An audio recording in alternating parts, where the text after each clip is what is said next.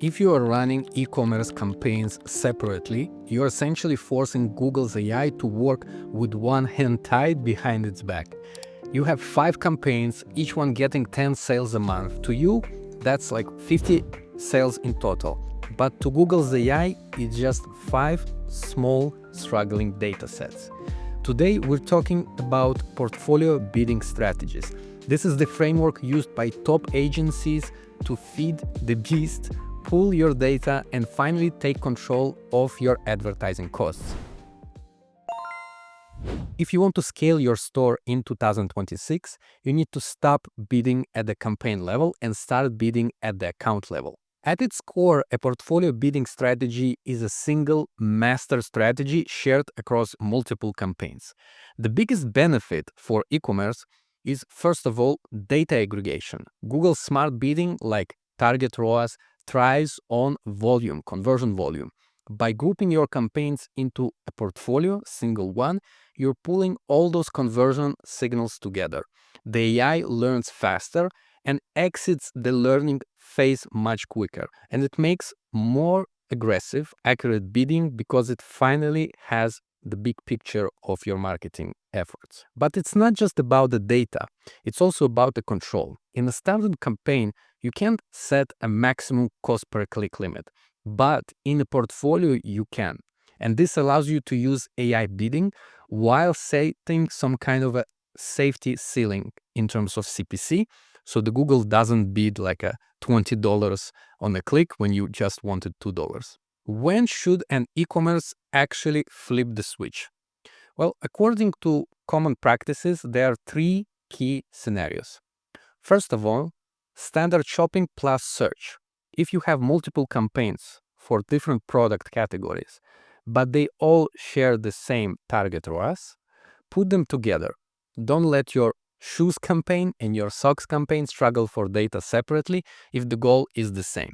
2. Scaling phases. When you're ready to push spend, a portfolio ensures your budget flows automatically to the highest performing product across the entire group without you having to manually move the money every day or every hour.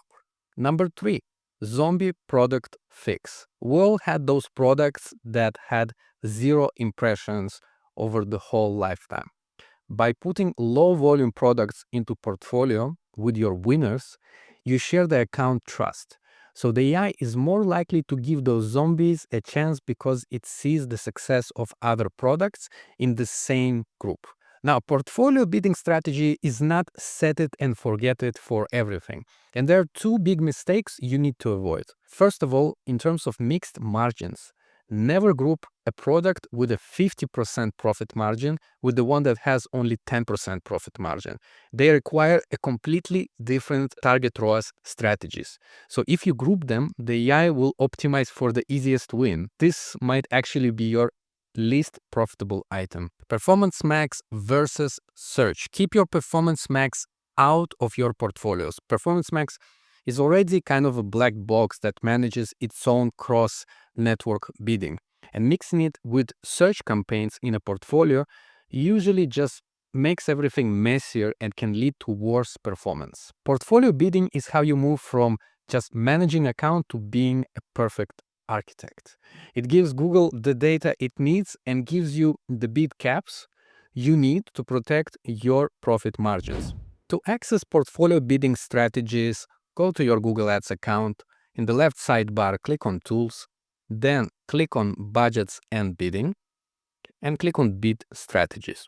And this will load the Bid Strategies main window. And here you have Account Strategies and Portfolio Bid Strategies. To create a new one, you need to click on plus, select what kind of goal you would like to go with. Let's say we want a common target ROAS. Here we can give it a name. Say target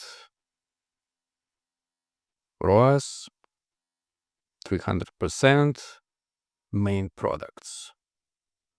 Something like that. Select the owner, select the currency, select the desired campaigns, and select the target ROAS. In the end, you have also advanced options, and here you can actually limit the bid.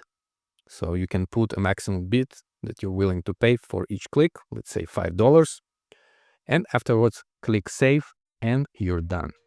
If you want me to show you exactly how to set up those max CPC guardrails in the interface, drop a comment below and I'll make a video of that next. Don't forget to subscribe. Let's get to work.